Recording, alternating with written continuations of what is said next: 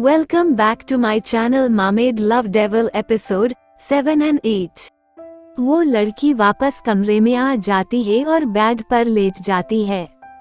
अब आगे बेड पर लेटकर वो ऊपर सिलिग को एकटक देखकर अपने मन में कहती है कि मुझे उस डेविल से दूर जाना है, पर अभी गई तो मुझे समुद्र के अंदर से यहाँ से दूर जाना पड़ेगा।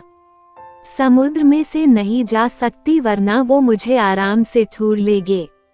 इसलिए मुझे इस टापू से बाहर जाने के लिए उस डेविल की ही मदद लेनी होगी, जिसकी वजह से कुछ समय के लिए मुझे डेविल के पास ही रहना होगा। ये सोचकर वो थोड़ा चीर जाती हैं। ऐसी ही सोचते सोचते वो सो जाती है। थोड़ी देर बाद उस कमरे का दरवाजा खुलता है और दीक्षित कमरे में आता है। कमरे में आने के बाद वो बेड की तरफ बढ़ जाता है। बेड के पास आने के बाद वो उस बेड पर लड़की को सोता हुआ देखता है। वो लड़की सोते हुए एक छोटे खरगोश की तरह लग रही थी, जिसे देखकर दीक्षित के दिल को किस करने का मन हुआ। ये एहसास होते ही वो हैरान हो जाता है और सोचता है कि आज से पहले खूबसूरत से खूबसूरत लड़की को देखकर मेरे दिल और दिमाग को किस दो दूर की बात है, एक पल देखने का भी मन नहीं होता था। तो फिर इसको देखकर मुझे ये सब क्यों ख्याल आ रहे हैं? क्या इसकी खूबसूरती मुझ पर इतना बुरा असर कर रहा है कि मैं अपने मन के ख्यालों को भी काबू नहीं कर पा रहा? ये सोचकर वो खुद पर और उस लड़की पर दोनों पर चीर जाता है, क्योंकि वो उस लड़की की खूबसूरती को इसका दोषी मान रहा था कि उसकी वजह से वो अपने मन के ख्यालों को काबू नहीं कर पा रहा है। इसकी वजह से वो तुरंत उस कमरे से बाहर चला जाता है। वो दूसरे कमरे में जाकर बेड पर लेट जाता है और सोने की कोशिश करता है, पर ऐसे ही समय बीतता जाता है, पर उसे नींद नहीं आती। वो समझ जाता है कि आज उसे नींद नहीं आने वाली है, इसलिए वो बेड से उठकर अपना लैपटॉप लेकर काम करने लग जाता है। अगली सुबह 8 बजे वो लड़की अब तक नींद से नहीं जगी थी।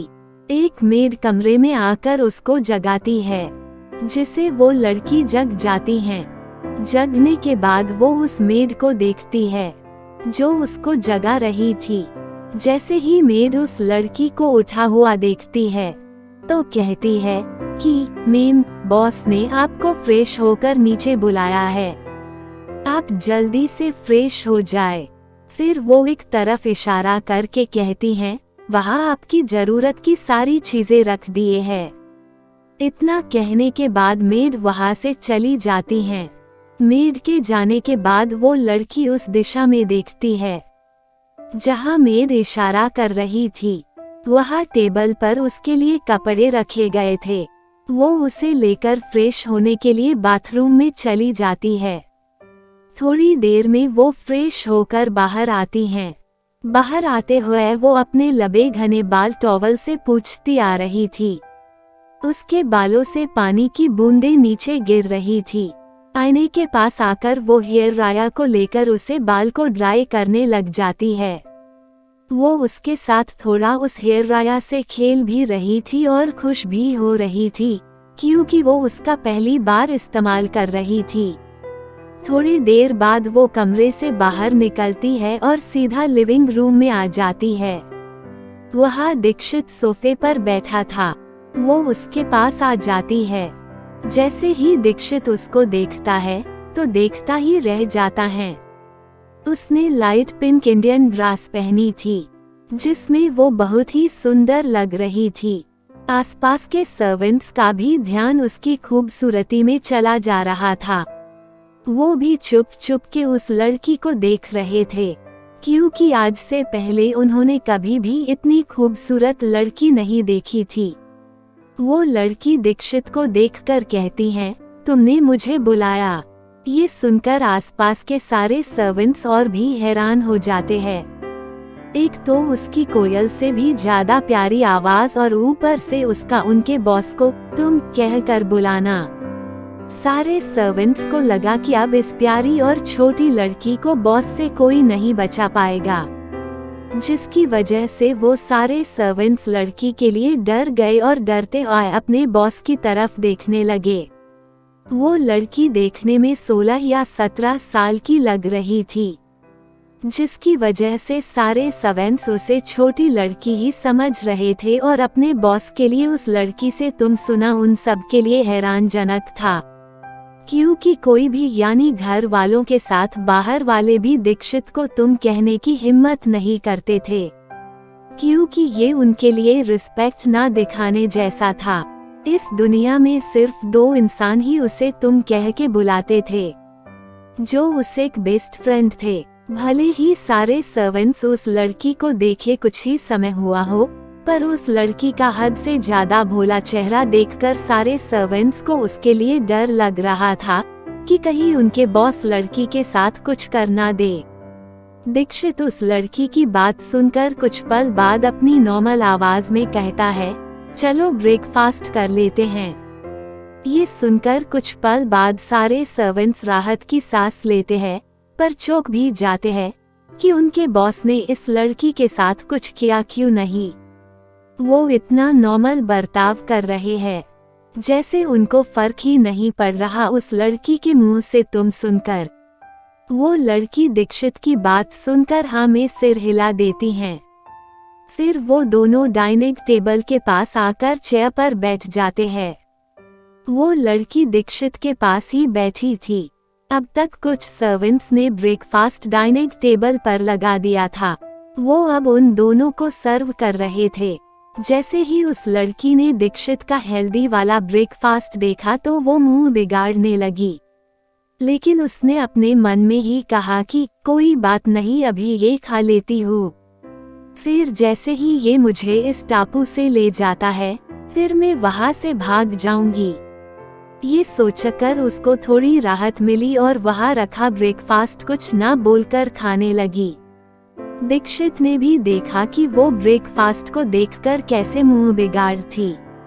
उसको लगा कि वो कुछ ना कुछ बोलेगी, पर उसका कुछ ना बोलना उसे अजीब लगा। उसने ये भी देखा कि वो कुछ पल तक खाने को घूरने के बाद उसका चेहरा फिर से खिल गया, जैसे वो कुछ सोचकर खुश हो रही है।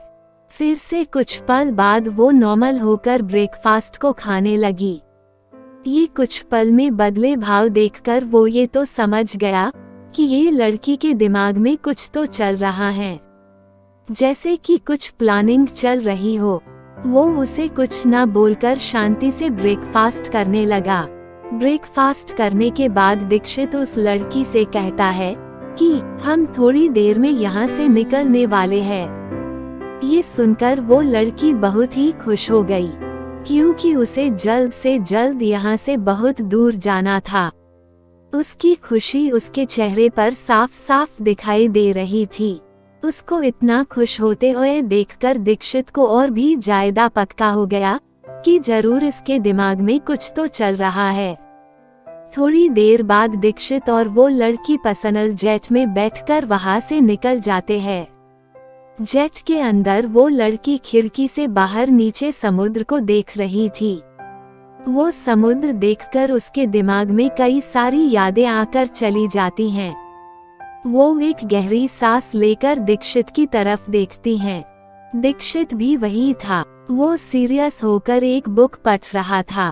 वो लड़की थोड़ी देर बाद उसकी तरफ देखती हैं। दीक्षित को कुछ पल देखने के बाद उस लड़की के दिमाग में कुछ आता है, जिसे सोचकर वो डेविल स्माइल करके दीक्षित से कहती है, वैसे तुमने पहले मेरे सवाल का जवाब नहीं दिया था।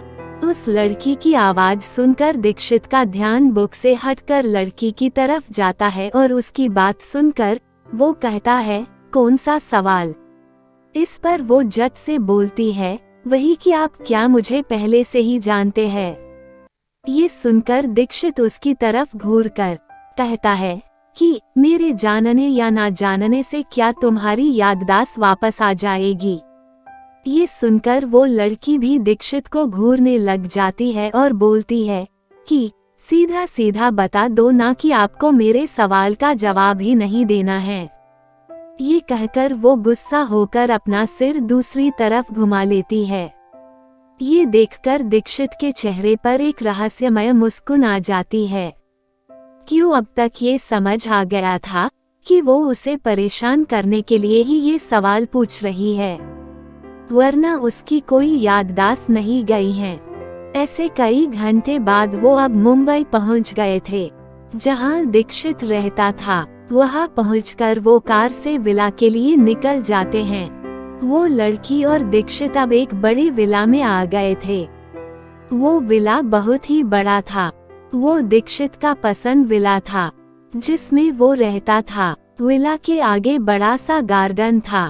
कार गार्डन से गुजरती हुई विला के सामने आकर रुकती हैं। पहले दीक्षित वही कॉलडोरा के साथ बाहर निकलता है। उसके पीछे वो लड़की भी बाहर आती है। दीक्षित और वो लड़की विला के अंदर चले जाते हैं। विला के अंदर आने के बाद दीक्षित उस लड़की को अपने पीछे आने को कहता है। वो भी उसके पीछे चली जाती है। वो दोनों सीढ़ियों से ऊपर होते हुए एक कमरे के दरवाजे के सामने आ जाते हैं। दीक्षित लड़की को देखकर कहता है, अब से तुम इस कमरे में रहोगी। ये कमरा मास्टर बेडरूम के बाजू में ही था, यानी दीक्षित के कमरे के बाजू वाला कमरा। ये सुनकर वो लड़की कहती है कि मैं तुम्हारे साथ एक ही घर में क्यों रहूं, जबकि तुम मुझे जानते ही नहीं हो। वो ये सब दीक्षित का मजाक उड़ाते के लहजे में कहती है। ये सुनकर दीक्षित अपने कोल्ड भाव के साथ उसे देखता है और कहता है, तो फिर तुम कहाँ जाओगी? क्योंकि तुमने ही कहा था ना कि तुम्हें कुछ भी याद नहीं है। खुद के बारे में तो फिर बताओ कि किसके पास जाओगी तुम? लास्ट लाइन चीड़ के साथ कहते हैं। ये सुनकर वो लड़की हड़बड़ा जाती है, क्योंकि दीक्षित सही तो कह रहा था कि अगर वो उसके साथ नहीं रहेगी तो कहाँ जाएगी, पर वो यहाँ भी नहीं रह सकती। वो लड़की कुछ पल बाद शांत होकर कहती है कि जब तुम मुझे जानते ही नहीं हो तो मेरी मदद क्यों कर रहे हो? ये सुनकर दीक्षित कुछ पल उस लड़की को देखता है। आज उसकी आंखों में कुछ था जिसकी समझना आसान नहीं था।